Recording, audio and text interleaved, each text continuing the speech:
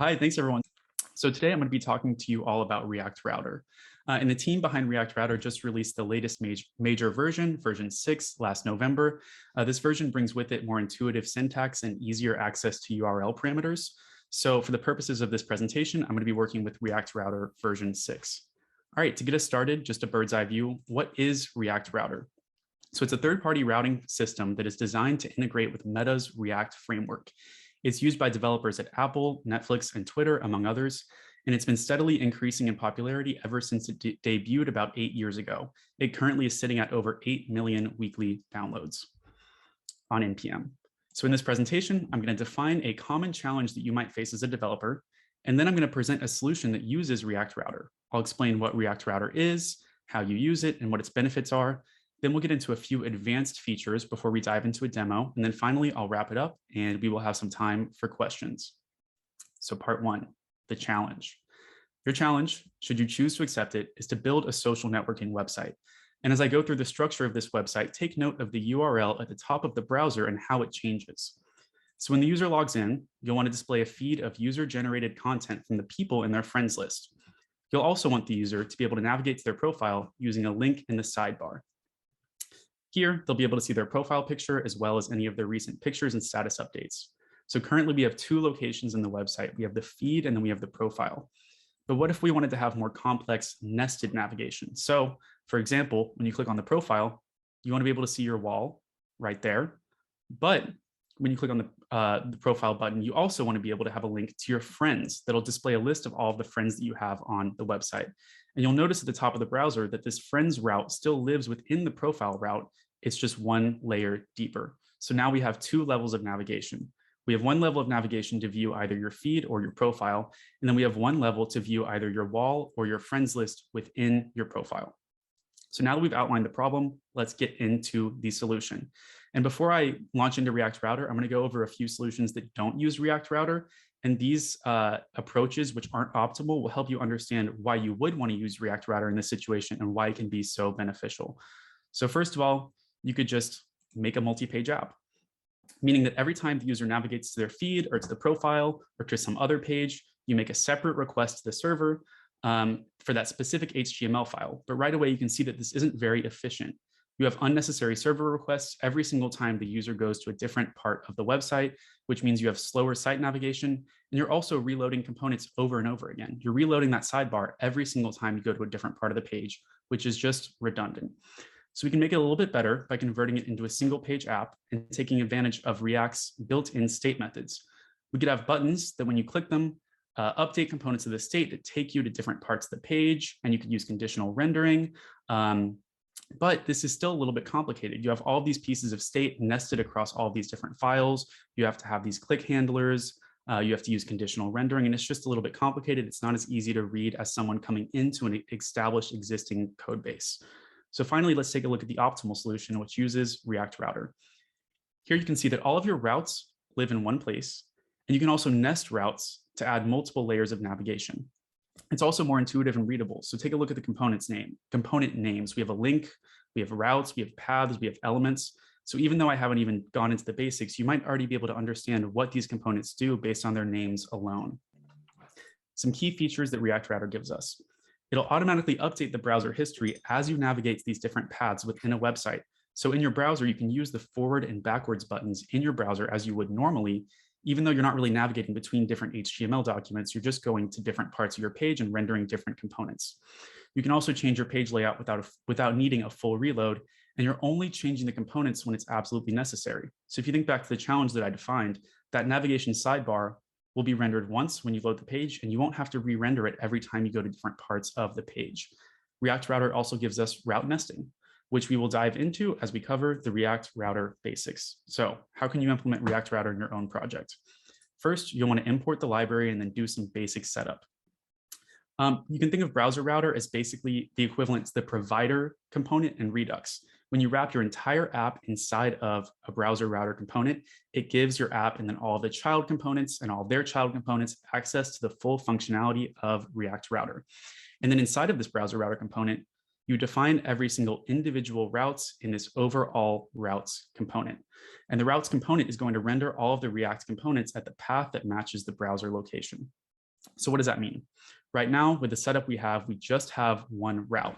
And the path for that route is the base URL of the website, meaning when you go to example.com is going to match that route with the path of just a /, and then it's going to render the app component because the app is passed into the route through this element property that you see here inside of the route. So step 2 is to add all of the route components inside of this app. And this slide introduces 2 new important components, or 2 new important ideas, which is nested routes and index routes. So you'll notice that under the route that renders the app component, we have 2 child routes, which render the feed component and the profile component.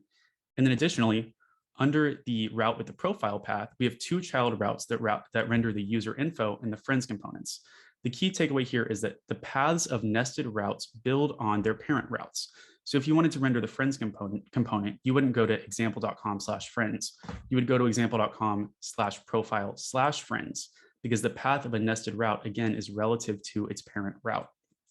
The other new component here, index routes. Index routes are child routes with no path. So when you initially switch over to the profile, that user info component will render on the page without you having to do any additional navigation. And the same applies to the feed element. When you go to the base URL, you'll see both the app and the feed components on the page.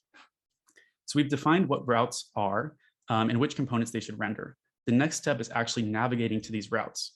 And you can navigate to these routes using the link component. But before we go over the link component, let's go back to our app and take a look at what we want it to do. So we want our website to be able to go to either the feed or the profile using those feed and profile links. And then within the profile, we want to either be able to see our wall or we want to be able to see our list of friends. Because this navigational sidebar with the feed and profile buttons should be present throughout the website, we can put those 2 links inside of our app component, because the app component, again, will stay on the page no matter where the user goes. And then, because we want to be able to link to your friends list from your profile, we should put those links inside of the profile component. So let's see the actual code implementation of that. Inside of the app.js file, we've added a link to the base URL, which is going to render the feed component, and a link to the profile path, which is going to render the profile component. And Profile.js is doing pretty much the same thing. We have a link to the friends component, and the path here is to friends.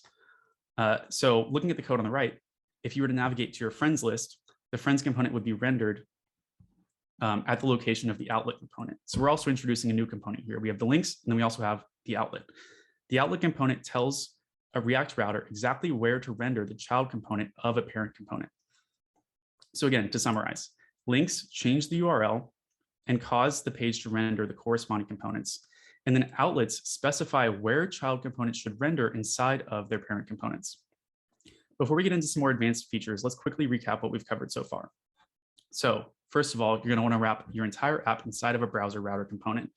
And then you're going to want to define each individual route inside of a routes component. You'll want to include links to each route. And then finally, you'll want to use an outlet to specify where the child component should render inside of their parent components. So moving on to some advanced features.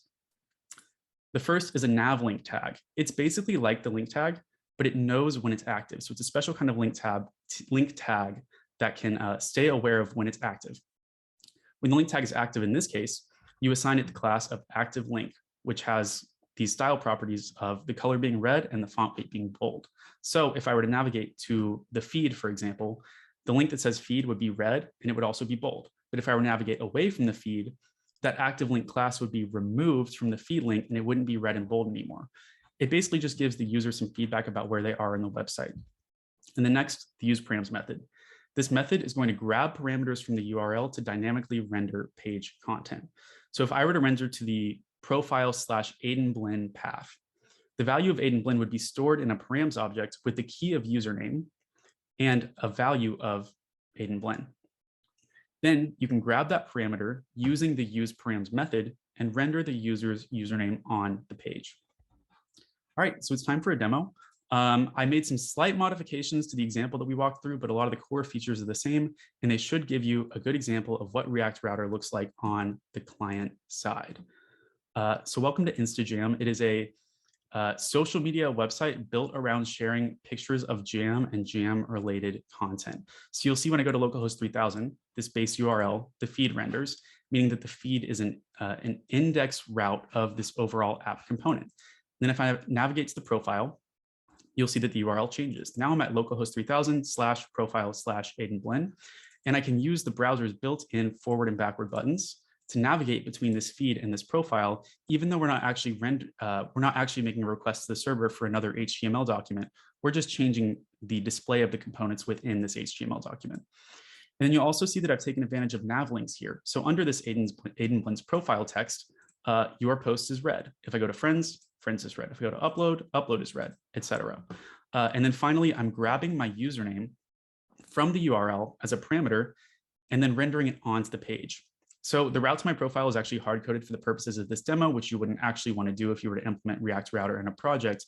But what that means is that if I change Aiden Blinn to some random combination of letters and numbers, the page will reflect that. And that's pretty much it in terms of the demo. So getting back into presentation mode, yeah, that's it. So it's really important to take away from this presentation that React Router can be used in the case of a single page application to make navigation really easy, to make code more intuitive and readable for developers coming into an existing project. And it also just leads to an overall better experience on the client side. Thank you all for listening, and let me know if you have any questions.